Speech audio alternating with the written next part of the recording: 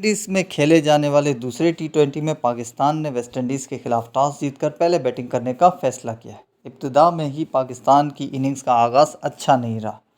9 کے مجموعی اسکور پر شعیب ایوب 7 رنز بنا کر آؤٹ ہوئے۔ 16 کے مجموعی اسکور پر صاحبزادہ فرحان بھی اپنی وکٹ گنوا بیٹھے، انہوں نے صرف 3 رنز اسکور کیے۔ پاکستان کی تیسری وکٹ 21 رنز پر گری، محمد حارث بھی آؤٹ ہوئے۔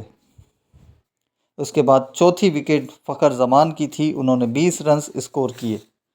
پانچویں وکٹ کی شراکت میں کپتان سلمان علی آغا اور حارث نواز نے 60 رنز اسکور کیے۔ 113 کے مجموعی اسکور پر حارث نواز بھی آؤٹ ہوئے، انہوں نے 40 رنز اسکور کیے۔ کپتان سلمان علی آغا بھی 117 رنز کے مجموعی اسکور پر 38 رنز اسکور کیے۔ فہیم اشرف بغیر کوئی رن بنائے آؤٹ ہوئے۔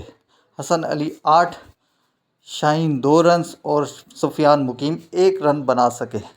ویسٹ انڈیز کی طرف سے جیسن ہولڈر نے 4 وکٹیں حاصل کی۔ ویسٹ انڈیز کی اننگز کا آغاز بھی اچھا نہیں رہا۔ ویسٹ انڈیز کی پہلی وکٹ محمد نواز کے اوور میں 7 رنز کے اسکور پر گری۔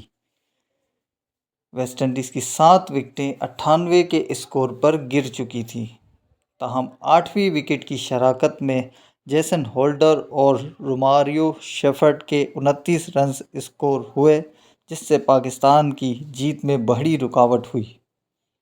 جیسن ہولڈر نے ذمہ دارانہ بیٹنگ کرتے ہوئے آخری گیند پر چوکا لگا کر اپنی ٹیم کو فتح دلائی۔ 3 میچوں کی ٹی20 سیریز 1-1 سے برابر ہو گئی ہے۔ فرینڈز، آپ کو کیا لگتا ہے کہ پاکستان کی ہار کی سب سے بڑی وجہ کیا ہو سکتی ہے؟ کمنٹس میں ضرور بتائیے اور چینل کو سبسکرائب کیجیے اور ہماری ویڈیو کو شیئر کیجیے۔